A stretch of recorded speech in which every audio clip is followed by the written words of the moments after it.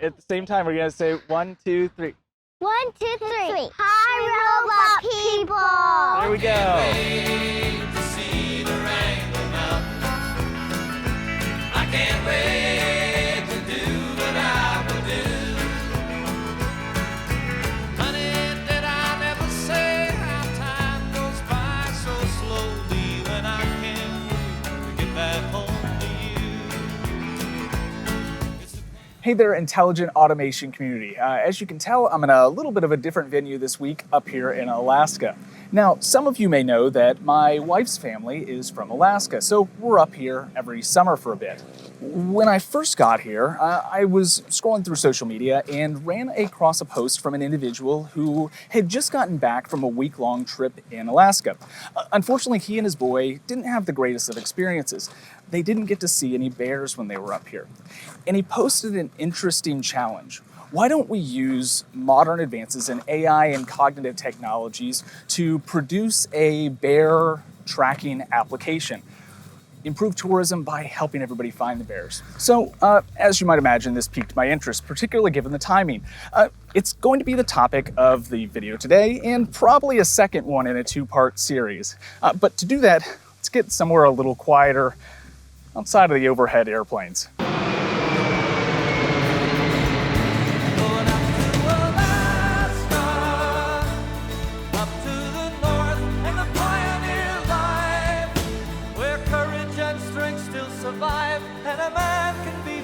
Well, this Alaskan bear tracking idea is a great example where the technology is set out for great intents, but unfortunately has some very unforeseen consequences by the creator. So what happens when not only tourists have the ability to track bears with pinpoint accuracy, but hunters do as well? Well, if hunters had the ability to track down bears same day with pinpoint accuracy, unfortunately they skip the entire scouting period of a trip and be able to potentially decimate the bear population through day trips. Now, unfortunately, it's not just the bears that have to worry in this situation. There's an entire industry of lodges, guides, and pilots that rely on these week or week-plus long hunting trips, and that entire industry would collapse. Well, next, if you don't have any bears left, well, there goes the Alaskan state tourism industry related to those bears and all the hunting licenses that generate revenue and income for the state as well. Next, you have some pretty significant ecological damage outside of just the bear population. Did you know that in some areas, bears take out about 40% of the moose population? Well, with moose population rising, you're going to see moose more in the cities, and they already account for 500 accidents in the state of Alaska every year. Now, of course, nature has a tendency to correct itself. Unfortunately, if we take away bears as a predator, the next one on the list to take out all those moose are wolves. And unfortunately, unlike bears that drop 2 cubs every 7 or 8 months, wolves drop about 6 pups every 2 months. They can grow out of control very, very quick and are already, again, a problem in the state. Now, I could go on, but I think by now you hopefully have an idea of all the waterfall kind of effects that could occur when we introduce these types of technologies without fully mapping out all the consequences. Fortunately, regulatory agencies already have a good understanding of the consequences of giving hunters an instant eye in the sky before their hunting trips.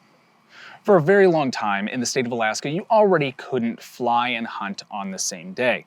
And fortunately, technology regulation continues to evolve. In 2014, Alaska expanded this legislation so that you couldn't use UAVs or drones the same day as a hunt as well. Now, 45 states across the US have similar laws in place. Now, I bring up all of this because we're still left with 2 really kind of unnerving consequences of intelligent automation in the current day. But for that, why don't I go somewhere else, because it's 9 o'clock at night. People on the lake keep rolling by, and it's getting a little awkward. Well, give me a team and a good lead dog and a sled that's built so fine, and let me race those miles to Nome 1049. Then when I get back to my home, hey, I can tell my tale. I did the Iditarod trail.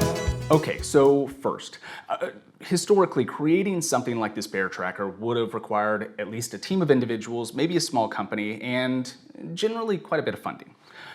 It would have been rare for a couple well-intentioned individuals to be able to introduce technology that would have a cataclysmic impact on the world.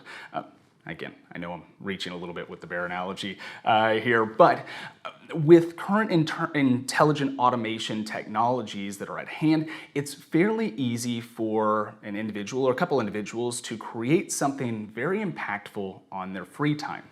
The second issue here is surveillance and governance. It's a lot easier to catch individuals who are willing to go against fair chase when they're trying to do that through physical aircraft versus a software application. I'm interested in your opinion on this. Should state agencies and corporations be allowed to control an individual's ability to release technology without the review of a committee? Bringing this closer to home, what approvals do you have for your citizen developers?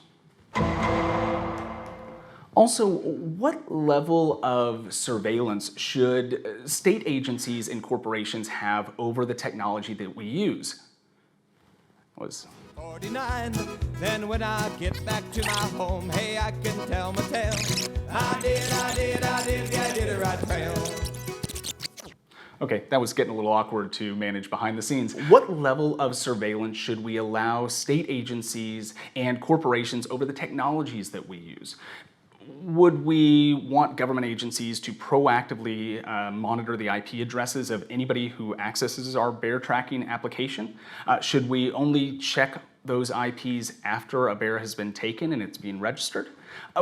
Would you allow the government to proactively use eavesdropping equipment like stingrays without a warrant? I'm going to Alaska, where I got some friends I know. All right, change of scenery. Let's take a different scenario into account. Let's assume there is an individual biohacker who is trying to solve world hunger through a genetically modified rice. Should the government be able to intervene before that invention is created? Should they be able to intervene before it's released out into the world? What if you found out that that rice was being modified to grow on salt water? In which case it could spread into the ocean and snuff out all ocean life. Now we get a different problem on our hands.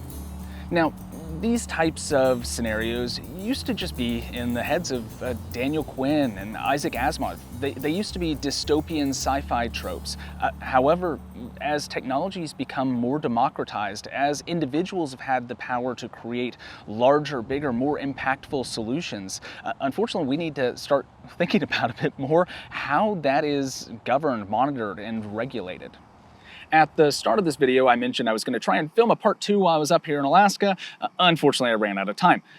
However, I did write that whole thing up and will eventually put it out on LinkedIn as an article if you follow me over there. In that, I will be covering the vulnerable world hypothesis and some of the prescriptions derived on that that may be applicable within your own organization to prevent fairly catastrophic things from happening inside your walls. Until then, I would love to thank the individual who posted the idea for that bear tracking application at the start of the week that sent me down a crazy rabbit hole on this topic.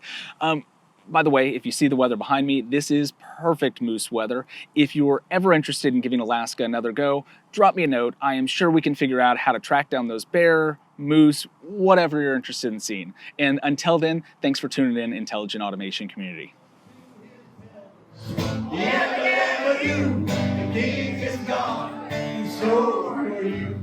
What are you gonna do? Thanks for watching. Thanks for watching. Dad.